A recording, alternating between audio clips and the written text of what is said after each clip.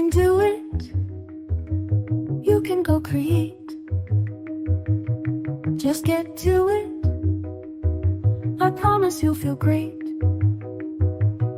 Because life can get ugly, and art sure can too. What matters is to do it. Let those feelings flow through you.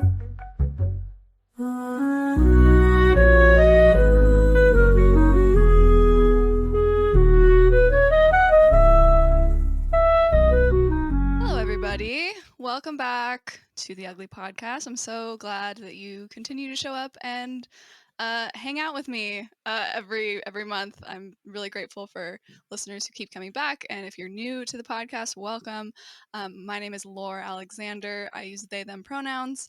And today I am wearing what am I wearing? My Art is Vital for Survival t-shirt. Shout out to Alyssa who designed this, as well as a button-up white and blue striped shirt. As usual, I am your white androgynous curly haired weirdo with big round glasses. Today, my guest, I'm so excited to introduce you to, is a systems and self-care witch who builds intentional systems for neurodivergent creatives who want to feel proud, successful, and get shit done. She makes Notion templates and custom workspaces that are a launch pad to helping you cross the finish line on your projects and goals. Thank you so much for being here. Could you please introduce yourself with your name, your pronouns, and a brief visual description? Yes. Hi. Thank you so much. I'm very excited to be here. I am Bridget, she, her, and I'm a white femme. I've got some very long brown into, I think right now it's like pink into reddish orange hair, which changes often, but that's what we've got today. And I've got my favorite pink lipstick on and a long sleeve black shirt. Wonderful. Welcome. Thanks. We were introduced because you attended my field trip through Creative Mornings, right? Mm-hmm. Amazing. So, and as well, my guest last month, that's how I met them as well. And basically, like, I just did a blanket, like, anybody who resonated with the workshop that I did and wanted to follow up with me and stay in touch, I just kind of did a blanket invite. I'm like, if any of you want to come on the podcast, I love just like chatting. and so you took me up on that. So I appreciate that. Yeah, I thought that was really great. I was going to respond anyway, just because I got so much out of the workshop itself. So I just wanted to say, like, hey, this is amazing. And then you had that call in there to be on the podcast. And I was like, wow, I think this invitation is for me. Let's do it. Yes, it definitely was for you. So yay. Wonderful. I'd love to just kind of jump in and like tell us kind of your relationship to creativity. If your relationship to your creativity had like a story arc throughout your life, what would that be? If there are any like tropes that are involved, what would those be? Yeah, I think so. I think like a story arc, just that makes it sound so cool to me. I'm like, oh, this is dope. This is like, I I don't know, like that. It makes it feel way more exciting than actually me like thinking about what it has been. Because these tropes in here have been something that I for sure have been working on for a long time. But I have always, since I was little, had this just kind of like pull inside of me that I want to be an artist. I want to make art. I want to create things.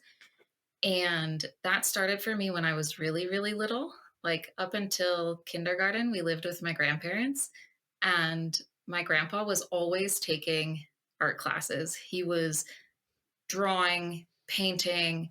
He did some like wood sculpture. He played the piano. So, like, Oh, I love that. yeah, he also took American Sign Language, so I grew up learning like baby signs, and so it was just a very like creative, I guess, environment to grow up in and to be around, even like as a child.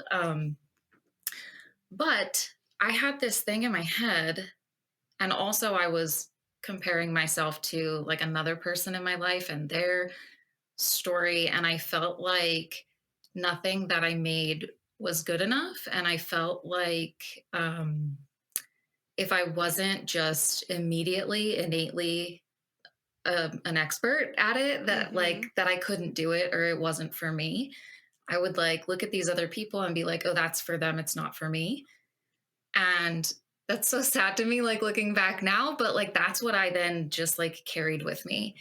And Mhm. so um I but I just like always had that feeling inside of me that like this is what I want to do, but I felt like I couldn't do it. And so I just took like your regular art classes in school. When I got to high school, art didn't fit in my schedule. And I also didn't fit in my mind. I was still telling myself I couldn't do it anyway. Yeah. Um, oh, but also I did do band.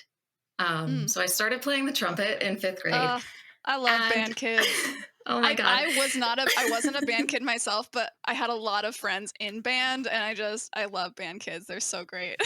Oh wow, thanks. I think I think this is so funny though, because like as I'm thinking about it, I don't think I thought of band as like a creative endeavor.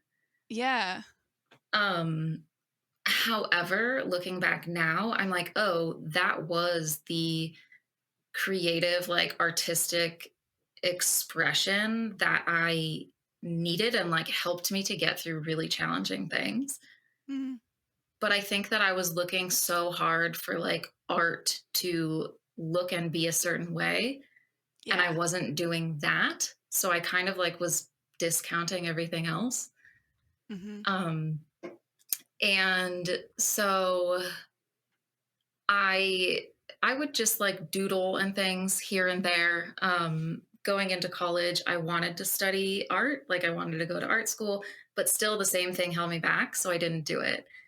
Mhm. And but I was always there like doodling through all of my class notes or like on my whiteboards as I got a degree in math and statistics, so I had to do a ton of math. And but I was always writing like little doodles to go along with like the math equations. I love that. That's so um nerdy and cute. I love it. Oh my god. it's so nerdy. Oh my god, I'll have to Oh, it's send. great. Yeah, I'll send you some after so you can see them. Oh, I'm please sure I do. have pictures of them. um but so I was like kind of doing these things on the side to like kind of keep that alive. But I think what really changed for me was in 2020 my aunt gifted me The Artist's Way, and I Mm. think that that program really started like cracking things open in the like perfectionism and feeling like it has to look a certain way and be a certain way. And I found my, I guess, like creative expression that I had wanted so badly through like drawing. I found it through writing, which was another thing that I had been telling myself that I couldn't do Mm. for a long time. But those, what are they called? The morning pages, Yeah. um, just completely changed things for me, like enabling me to free write and to start writing things messily. It didn't have to be like a perfectly completed novel, and Yeah. it didn't have to even be legible. And I like these things were like revelations for me. And so that has now led me into this practice of allowing myself to be a beginner at things, to be bad at something at first. That's the whole purpose, right? Of like learning how to do something. Yeah. Um, and then like thinking of the thing of like everyone starts out somewhere, and even people who are super great at things like pro athletes or like artists, you're still taking classes, you're doing training, you're practicing, you're like Mhm. everybody is working at the thing. And so like really, I guess, allowing myself to practice those things in my creativity now, and to start, I think I'm now starting to see myself as an artist, Mhm. even after this whole like lifetime of almost 40 years of creating. But now I'm finally starting to see what it has looked like and not what I think that I thought it should look like. Yeah. Ugh. Yeah, it's like the real picture instead of what's in your head. Yeah. And that's a Yeah. trip. Mhm. It absolutely is. Ugh. Man, the artist way is just so good. Like, I can't tell you how many people I've interviewed on this podcast that are like, "Oh yeah, the artist way." Like, it brought me so just so many good experiences, gave me so much good perspective, gave me such a good practice, got me out of my head, made me realize that like I was limiting myself by all of these beliefs and just helped me start to live a creative life. Man, just the artist way is so Yeah. good. And like, and how funny is this too? When my aunt gifted it to me, I just thought it was a book. I didn't Mhm. realize that it was this full, like, very intense program to work through. And so Yeah. when I realized that, I was like, oh, I'm just gonna read through it like real fast. I'm just gonna breeze through all of the things. It's not gonna take me 12 weeks. Like, Uh-huh. I don't need all of that. And then I quickly started to realize, like, oh shit, no, it's set up like this for a reason, and this is something I'm going to keep chipping away at, like, over time. um but yeah, the morning pages have totally inspired now my morning practice that I do every single morning, and it's been Mhm. 5 years. But that's what I do. For I journal, I just free write, I dump all of the crazy wild shit in my brain out, and like, that's my practice. And then it's also my practice for when I guess, like, when I'm sitting down to do work or like another creative endeavor, and especially if I feel like I like can't get started on something, Mhm. I'm like, well, I know I can sit down and just like jam on my keyboard until Yeah. something like comes out, and then it like gets me going. So Yeah. like, holy crap, what a cool tool. Yeah. It's so good. That's how I feel about like that's how I use ugly art as my tool of Mm. like when I'm stuck and I don't know where to start. I'm like, well, I'm going to start with ugly and then we'll see where ugly takes us. Like ugly might not end up ugly, but it's where we're going to start so that we can get going. Yeah, yeah, Yeah. that's good too. Yeah. Yeah. I love it. I was just thinking like my brain, so I grew up really religious and like I in my brain just now I was like, what if the artist's way could be like a Bible? And like what if Mm. everybody did the artist's way? Like what would our world look like today if everybody and then my brain's just like wants to go into like take over the world with the artist's way and like get everybody to think differently, expand their horizons. Yeah, I do think that about a lot of things. I think like yeah, like more compassionate thinking and like nonviolent Mhm. communication, and just like, Yeah. yeah, if people actually like listened to each other and supported each other and felt like they could be a full expression of themselves, like, how different would this Mhm. look? Seriously. Yeah. Truly. Uh, more curiosity about the Hmm. world, less like judgment and like knowing. It's like, no, you don't know. You don't know. Go be curious. Okay, anyway. Um, None of us um know. Nobody knows. nobody knows. Nobody knows. Nobody And that's okay. knows. What do you find most helpful in keeping consistent with your art practice? I think that for me, as a neurodivergent person, I have ADHD, and I'm more recently pursuing an autism diagnosis. So that's also a new thing for me. But just like, the more I learn about, I guess, myself and the ways that I show up in this world, and especially with things like the word consistency, Mm-hmm. I have to, I guess, remember and accept that these are things that I have to redefine for myself, and make sure that like I know what it means to me. So like, in Mm-hmm. my head I might have that story of like, oh, consistency means this very specific thing, like doing this same thing all the time. Mm-hmm. And I guess that's what like I have held on to for a long time. But with ADHD, I'm like, oh no, when I'm done with something, I am done. Like, I Mm-hmm. am done with it. But I think that this is possibly where like the autism comes in. I'm realizing I have a really, really hard time with change. Mm. And so I might know that I'm like done with something, but I'll keep doing it because that change is hard. Mhm. Or I will quit doing it because I'm done. And then I just won't do anything. And then I'll be beating myself up in my head because I'm like, I'm not doing the thing, but I don't know what else to do. And I don't know how, like, Mhm. and so when I'm noticing, like, okay, when those things start happening, when I'm having difficulties, like keeping up with something, I have to, like, first to remember my definition of the word and what it means to me and know that, like, I can change up the practice or do something completely different. And that doesn't mean I'm not being consistent. It just means I'm being consistent in a way that works for me. Mhm. But when I start to have a hard time changing it up, that's when I know through a lot of experimenting and practice that I need to call in reinforcements. Like I need to ask for help. Mhm. And so that's when, like, certain things that work really well for me are either having an accountability partner that I can check in and be like, hey, I want to do this practice and this is when I want to do it. I want to check in with you when I do it or like after I do it or whatever it is that we kind of like agree on. Mhm. Um, but the other one that works so well for me is that I'm a great student. If you give me a class that I have to go to, I got to pay for it. It's on a specific Mhm. schedule. I'm like, I am there. And so like that is a container that works really well for me.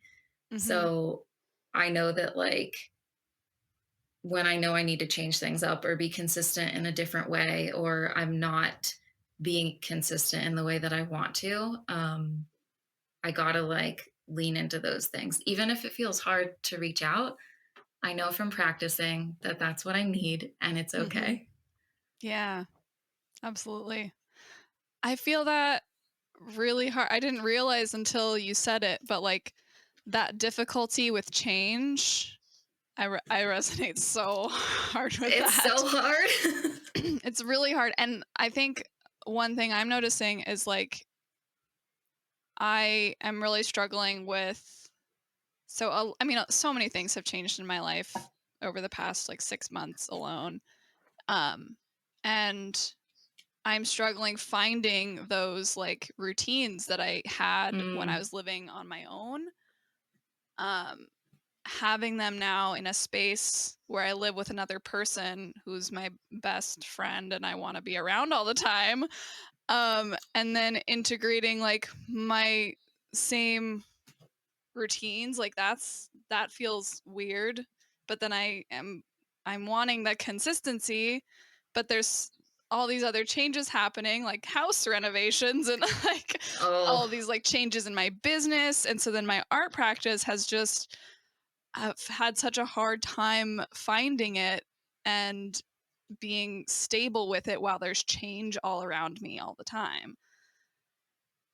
It's a lot. that is a lot. That is a lot. And I mean, honestly, I think that maybe people don't talk about this as much as we should, but that like I know often like my other friend and I will talk about this that like we think that something is hard, but then we think like it shouldn't be hard. Like I'm Yeah. like, oh, it shouldn't be that hard to like sit Mhm. down and doodle, like, or it shouldn't be, but like it is hard. Like Mhm. it is hard living in Right. this world that's going on around us. Like it is hard, and so um yeah, that's where I find like it's really helpful. Like I especially wanted to start tapping into drawing. I want to like Mm. that's one of my goals this year. I'm like I want to embody this archetype. I want to draw more. And I was doing it a little bit like here and there I was doing it, but I was like I'm not doing it in the way that like feels good. And Mm. so I found a local art class, like a basic drawing class to go to. And that also scared the shit out of me because like I'm going somewhere new with people I don't know. This Yeah. class is 3 hours long, like for Oh, 4 weeks. wow. And I'm like, oh my God, I'm not gonna be able to sit in a chair for that long. Yeah. Like, um, but I was like, I'm gonna try it anyway and see Mhm. what happens. Amazing. Have you gone to has it started yet? I already did it, and Oh, you already did it. yeah, I How'd it already did go? it. It went really well. It went, like, Yeah. really well. Yeah. And it, like, I did the 4-week class, and then there was a break, and I've started another one. Amazing. Yeah. I Um, love that. I mean, like, I feel awkward sitting there in, like, a group of people that I don't know, but everybody's pretty chill and, like, you can do whatever you want, so I can get up and leave the room and walk around if I want. Like, I don't feel like Mhm. I have to, like I think I haven't taken maybe a class where I've had to, like, sit down like this since, like, college, and so that Yeah. was in my head of, like, I have to sit in a seat and not move, and that's just not gonna work for me. Yeah. Uh, and so, yeah, it's very chill in that way. But I'm learning new techniques, and that's what I was looking to expand my vocabulary in drawing so that I am able to tap more into um, that like creative expression through drawing, Mhm. which I've had inside me for so long that I've found through writing, but I'm like, I want to do it through drawing. And so Mhm. I thought, well, I expanded my vocabulary in writing to be able to express myself and my like, how do I want to say, like my emotional vocabulary, maybe doing Yeah. like a fuck ton of mental health work over these past 5 years too. And so I've expanded that so I'm able to express myself in that way. So I was like, oh, well, I guess it makes sense to learn drawing techniques so then I'm able to express myself through that as well. Yeah. I love that. I was gonna mention this at the top of the episode, but I forgot. But I love that you're the third neurodivergence like systems coach that I've had on within like the past 6 months. I love that y'all are drawn to me somehow. And I'm like, yes, like I consider myself neurodivergent. I was like most people around me are neurodivergent, and I love how our brains work. And so I love coming across people who are like, yes, our brains are spicy and great and they work differently, and that's okay and that's wonderful, and here's how we can like work with our brains to navigate the worlds while still having our silly little brains, you know. For sure. Yeah. I think I thought that was great when you told me that over email. I'm like, I am really invested now in this journey for you. Like, and I'm like, I really want to know like how this turns out.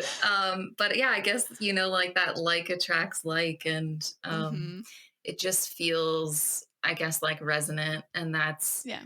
And that's like in my business where I've found kind of like my happy place is working with other people that are also neurodivergent because it just feels like we get each other more or we get like how to show up, yeah, in the world in different ways and to make things that work for us and to do things in ways that like work for us.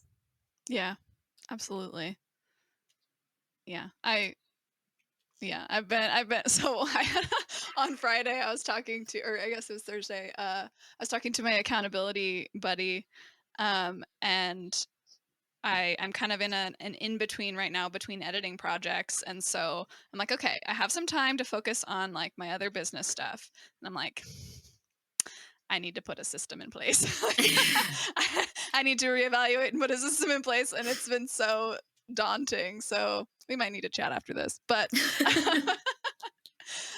but I'm just glad you're here. And speaking of like systems, a lot of people, well, maybe, I don't know about a lot, but some people might kind of consider systems and processes counter to a Mm. creative nature or a creative life. They might think that those things don't go hand in hand. So I would love to hear your thoughts on that. Yeah, I think like systems and the word structure, I think that can Yeah. sound scary, yeah, to people.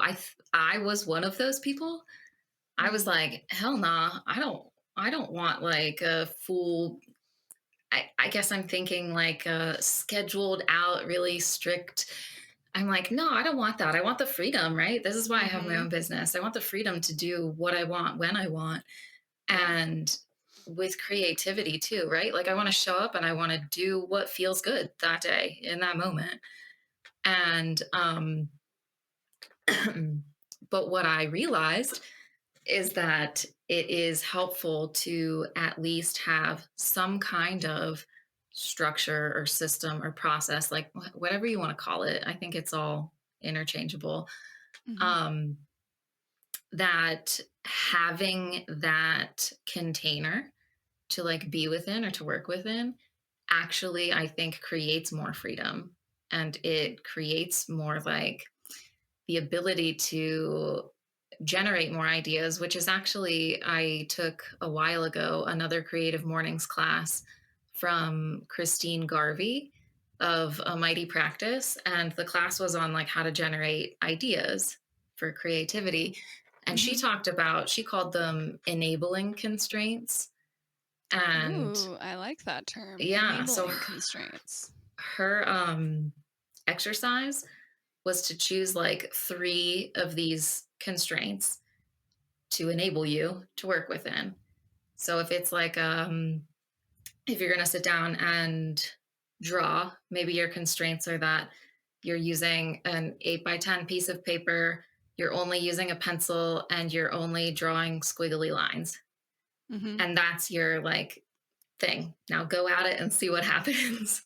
Yeah. um and after taking that class, I think it was wild to me because I made that, I guess, connection from that creative artistic expression to that in my business, and like working within my business, or kind of like any kind of container or structure.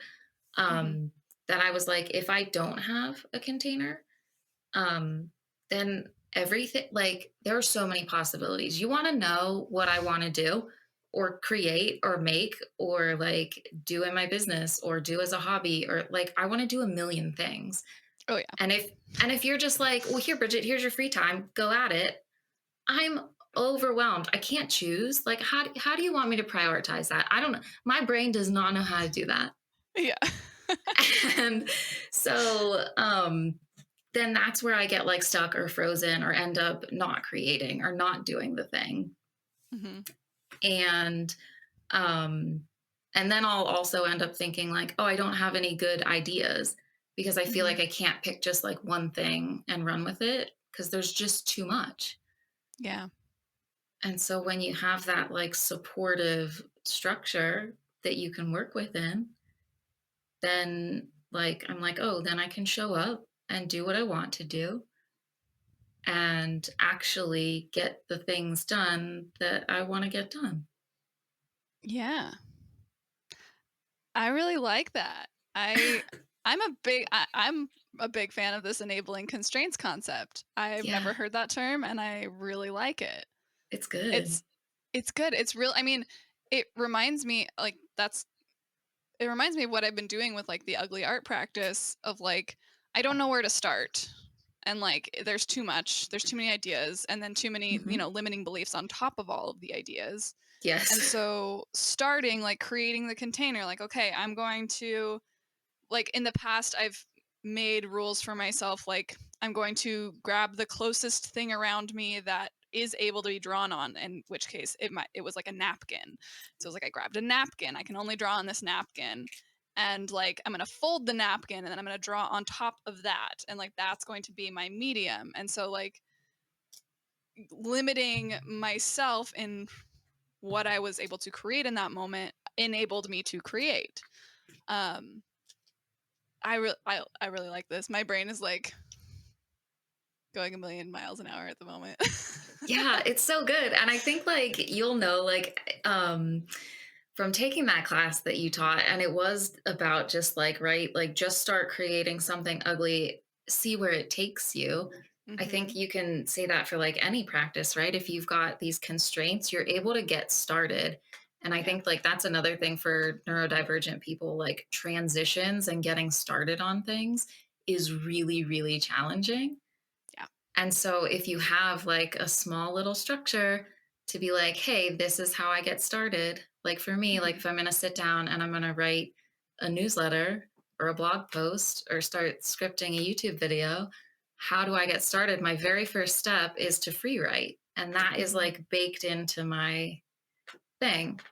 And so it's like, it doesn't have anything to do with what I'm actually working on, but I know it'll get me moving and Yeah. like get me going and take me into what I'm doing. And I think that like that's what doing your like little ugly art doodles kind of felt like, right? Because it's like just start moving it, moving your pen, whatever, like making something, and then see where it takes you. And like in that class, I drew what I thought was the funniest little stick figure cat. I was like, what would a tiny little child draw? Like, can I draw something like that?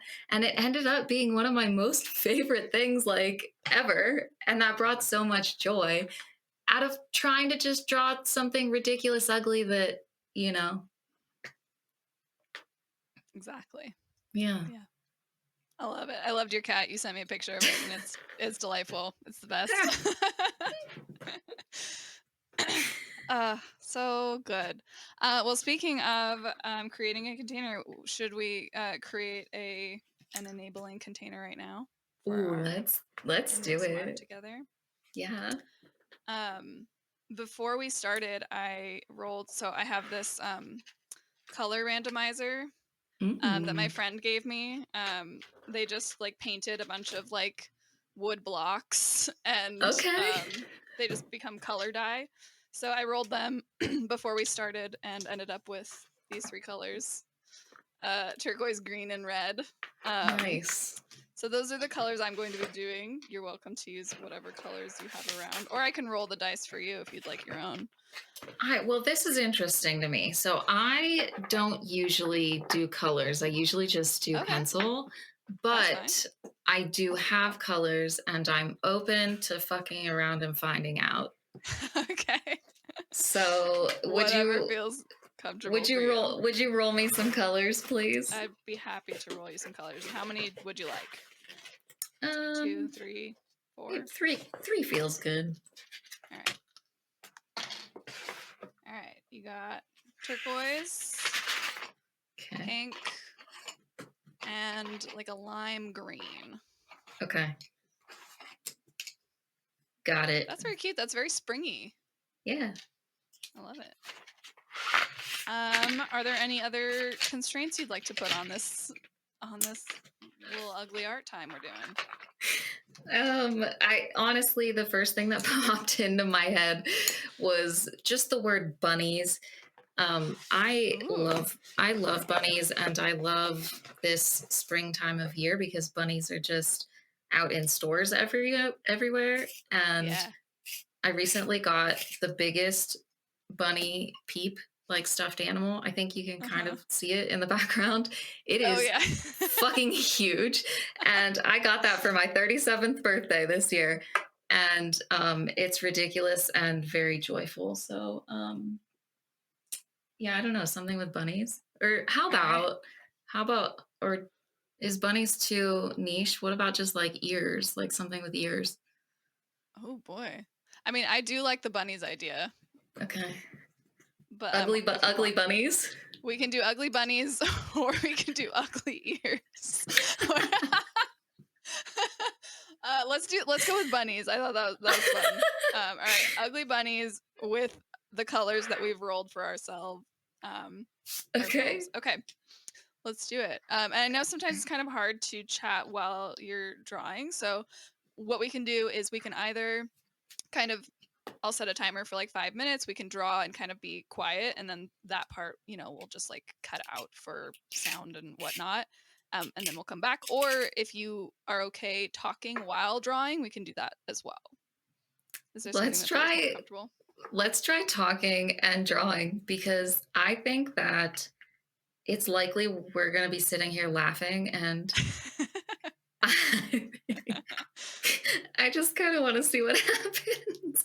I can't even sharpen my pencil. It keeps breaking. Oh, no. Well, if this one doesn't work, I've got the other two. Yeah. Cool. All right, let's see. My animals usually end up really funny when I don't have a photo reference, and it's kind of my favorite thing.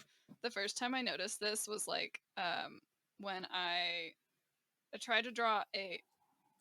Oh, that's actually not too bad. I tried to draw a whale, and I realized, I was like, I don't know what a whale looks like. My inner eye has no clue what a whale looks like. Uh, so it's Oh. quite silly. The only bunnies that I have like directly in front of me are Peeps.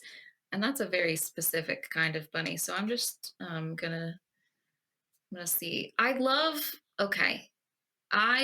the idea that like this is gonna be an ugly bunny, because then that feels like it gives me more freedom to Yeah. just to try things. Yeah. Whereas otherwise I'm like, I'm trying to draw the most perfect bunny you've ever seen. Yeah. And this isn't it, but maybe it actually is.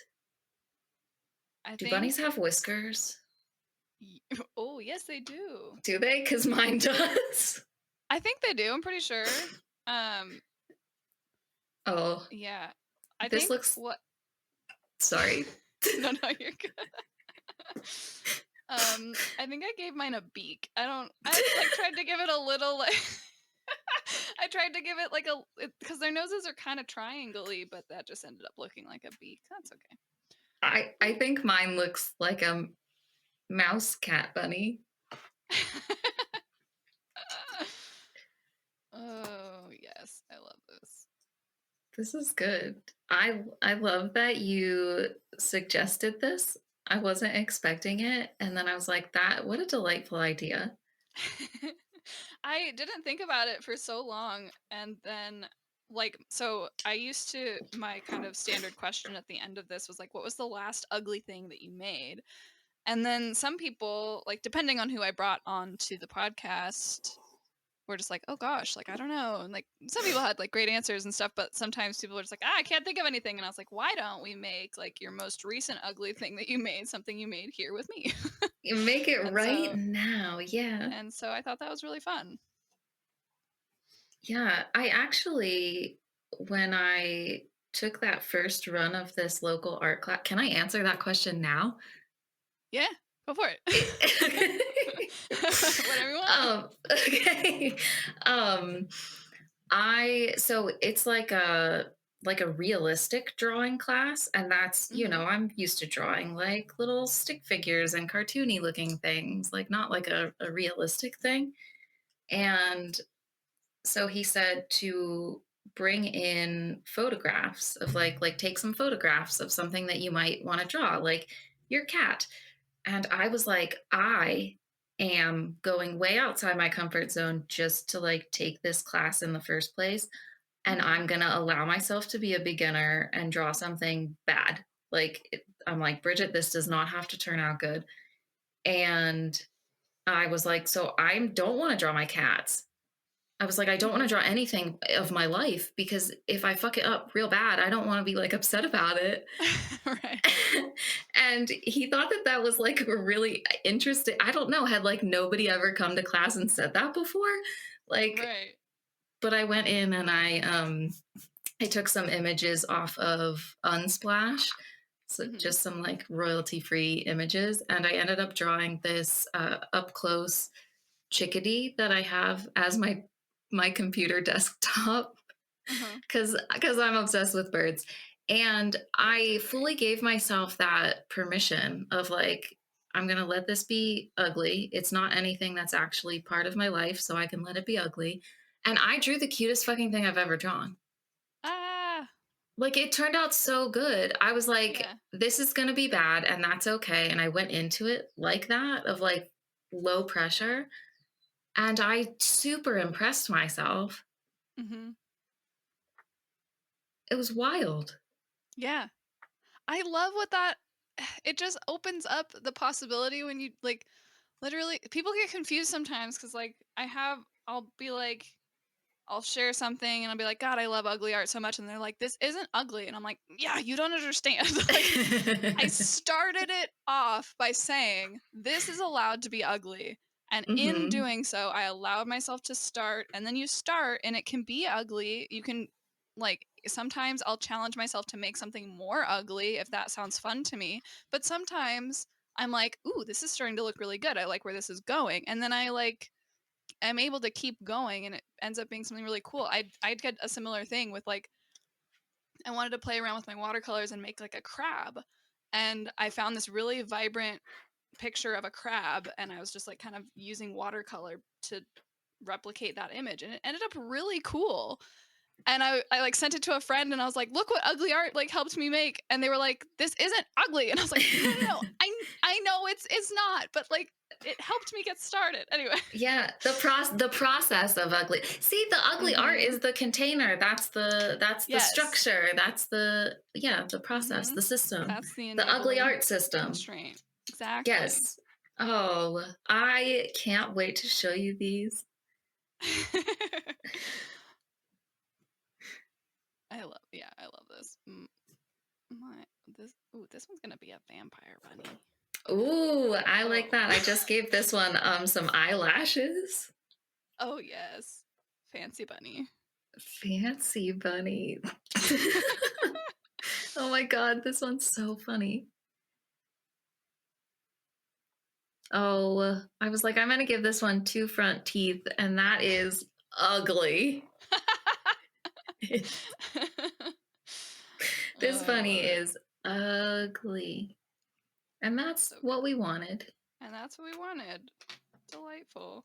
I've got quite a few different bunnies going, and I like it. This bunny has a tail directly on the side of its body and no arms. Perfect. I'm just gonna draw a bunny butt. Oh, that's good. My birthday was on Saturday, and a bunny came and had snacks in my garden, and I was like, what a wonderful birthday present to me. Thank you, little bunny. That's so sweet. Very cute. I love it. All right, let's call that time. Oh, okay. I almost just started another one. Okay, because I just ran out of space, so we'll just call that time. All right, let me move this so I can see my own thing. Okay, so these are my bunnies. Oh, I love the vampire bunny. Yeah, the vampire bunny's up there. Here's the butt. That's the butt. Oh. This one I was really like. This is how I would draw bunnies when I was oh no, it was this one. This is how I draw bunnies as a kid, with like this, like the big, like chubby cheeks out to here, and then yeah, with the little sticky arms. Yeah. I like the one peeking in from the side, that red one. Yeah, that one. Yeah. The one that like looks kind of, I don't know what it looks more like a, I don't know what it looks like a rat, I don't know, or some kind of mouse. I don't know, but it's a bunny, damn it. Oh God, I love it. Okay, are you ready for these? Yes. I wonder if I can show that. Okay. The pink one is the really ugly one. Look how ugly it is. Look at its teeth. I love its stumpy little arm. No, that's the tail. Oh, that's the tail. No arms. No arms. That's right. There's no arms. Only the tail. And this is the one I drew first, and I really like it. That one's haunted. Yeah, and then I gave this one the same eyes, and then that one got the eyelashes. But eyelashes so fancy, yes. Yeah, I really like the ears. This. Look like I love the like bow ears on that one. I really love it. So good. How delightful! Always, it's so good. I'll have if you wouldn't mind sending me a picture of that. Sure. After this, I will be sure to share that on Instagram. For anybody who just listens to the audio, you'll be able to see our little bunnies. That was delightful. Thank you so much. Thank you. Really. All right. So as we are wrapping up, are any kind of last thoughts, or it's just things that have come up throughout our conversation, and or for people who might be struggling to enjoy their creative practice, or settle in on a creative practice that makes them feel like proud and satisfied with their creativity, what kind of things would you suggest? I love that question, because that is something that I have been exploring for myself recently, in like trying to find new creative endeavors or hobbies and getting frustrated at that like starting phase, Yeah. especially when I start it and I'm really bad at it. And I'm like, I would wanted to do this to enjoy it and I'm not enjoying it. Yeah. And my therapist gave me this thing to think about is that can I like, okay, maybe I'm like really bad at this activity right now. Maybe it's frustrating, it's hard to learn, but like, and I'm not having fun, but can I look at it as, can I allow myself to enjoy the process of learning it? Can I open myself up to possibly enjoying it in the future? Even if I don't enjoy it now, can I allow myself to like lay that foundation to enjoy it more in the future once I kind of like, have a better grasp on it and I'm able to do it like easier, or I, get that container or those enabling constraints set up so I'm able to do the thing. So I think like just having that openness and curiosity of like, how can I enjoy the journey? I fucking hate that too. But I'm also learning that like, oh, this is like my big life lesson is that like it's not about the outcome, it's about the journey. Yeah. And It's so like it's a cliche, but it's a pretty true cliche. Like, yeah. Yeah. And so just being open to the process and opening to the prospect that I can enjoy this one day. Yeah. Yeah. I love that. I think it's like those oh, actually one of the neurodivergent coaches that I had on here, Kira Sutherland, was talking, well, because I mentioned like ladder thoughts. So like that idea that like maybe I don't enjoy it now, but I want to open myself up to the idea that I can enjoy it someday. And they were like, yes, ladder thoughts, but instead of making it hierarchy, make it lily pad thoughts. So it's like a next one, like a next one you can jump to. But so removing the hierarchy. So I love the lily pad thought that like if I'm not enjoying it right now, how can I set myself up to enjoy it at a later time while still maintaining my presence and my my actions still going in the direction that I want it to. So I love that a lot. Good lily pad thought. Yeah. Amazing. Well, thank you so much for being here and sharing yourself and your ideas and your systems and your structures with us. Where can people find you? How can they get involved or work with you or support you? Yeah, thank you so much for having me. Also, I had that sewing machine back there. It's my girlfriend's.